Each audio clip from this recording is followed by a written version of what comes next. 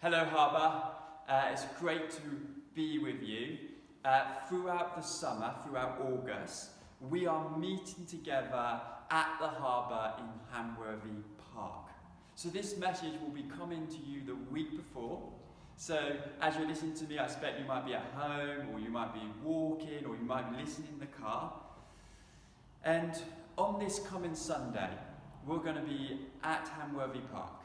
We're going to pitch ourselves on the grass, and we're going to look over the sea, and in the distance we can see the Purbeck Hills, the beautiful and spectacular hills that are just a few miles away. See, the sea can sometimes be calm and peaceful. At other times it can be rugged and the waves are bashing against each other.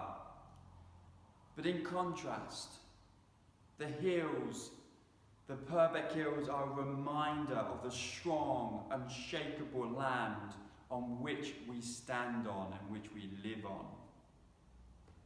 In a moment, we're going to read Psalm 121 together, a psalm that many believe David wrote.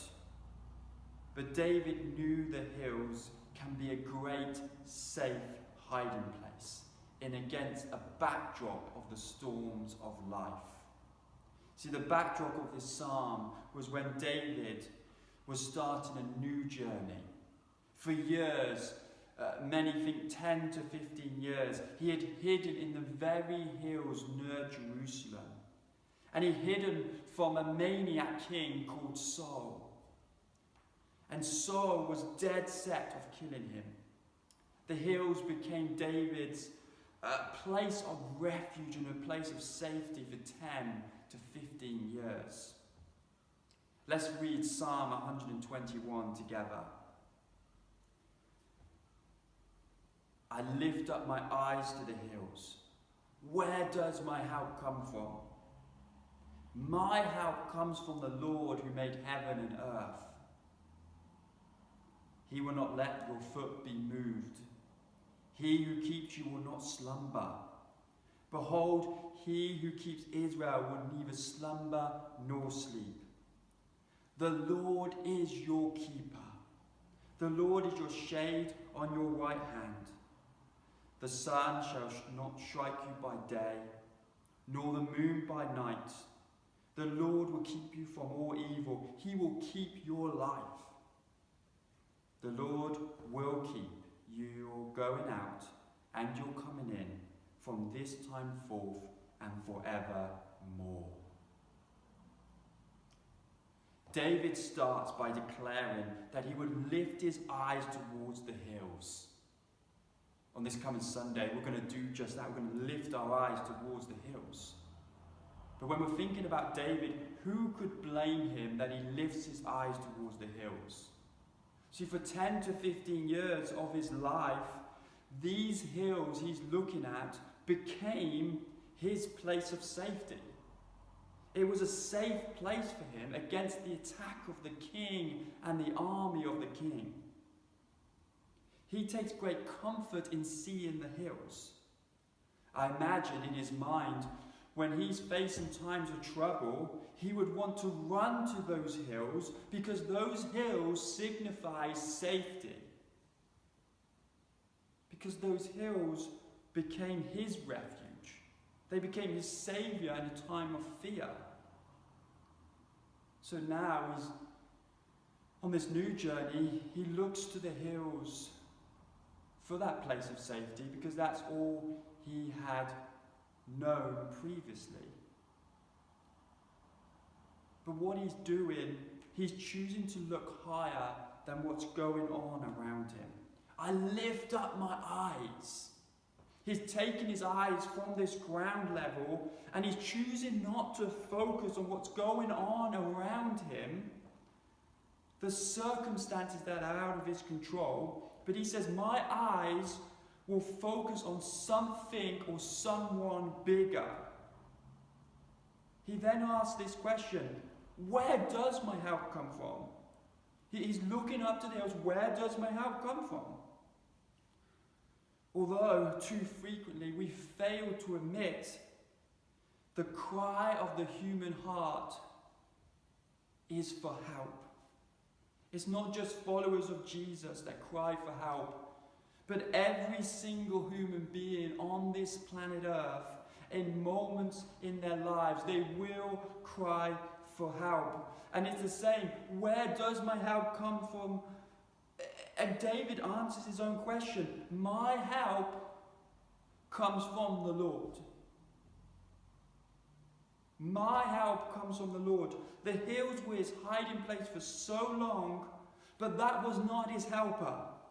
It was the one who formed it, the maker of heaven and earth, the creator, the loving God. That might have given me 10 or 15 years of safety, but it's not the hills, it's the one who made the hills. And David is now choosing the direction of his eyes. His eyes are no longer on things of this world, but his eyes are looking towards heaven. They're looking towards God. He is my refuge. He will be my place of safety. He will be my helper. Let the hills, for us, be a constant reminder that it is our God who helps us. Look around on Sunday. Look at the spectacular and beautiful hills. It is God who formed them. It is God who will help us too. David then goes on. He reminds us that God neither slumbers or sleeps. He watches over us day and night. This is another thing that David would have very well known about, for he would have slept in those hills, maybe the caves in the hills. And he did it for such a long time. He knew the dangers that came with the different times of the day. He knew the dangers of the day and he knew the dangers of the night.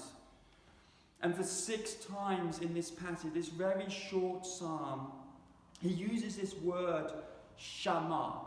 It's a Hebrew word and it translates as keeps or preserves. He uses it 6 times. Verse 3, he keeps you. Verse 4, he keeps Israel. Verse 5, he is your keeper. Verse 7, the Lord will keep you from all evil. Verse 7 again, he will keep your life. Verse 8, the Lord will keep you.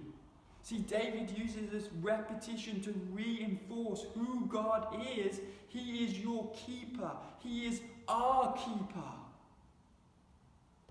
The idea is a shepherd protecting his sheep, a father protecting his children, holding their hands whilst walking on a narrow path to make sure they do not slip. Harbour, this week, as we reflect upon this Psalm 121, I want to encourage you to look higher than the hills like David did. Keep your eyes on God. Focus on him. Find refuge in him rather than this world. See, Satan will want to tell us a lie. He will want to say that there's things in this world or people in this world that they will save us. But there is things and people in this world that are gifts from God, like the hills. The hills did not save David. God saved David. And in our lives we should focus, lift our eyes higher towards the God who made heaven and earth. I encourage you, read this psalm over this week and lift your eyes. And I'll see you on Sunday as we think more about it together.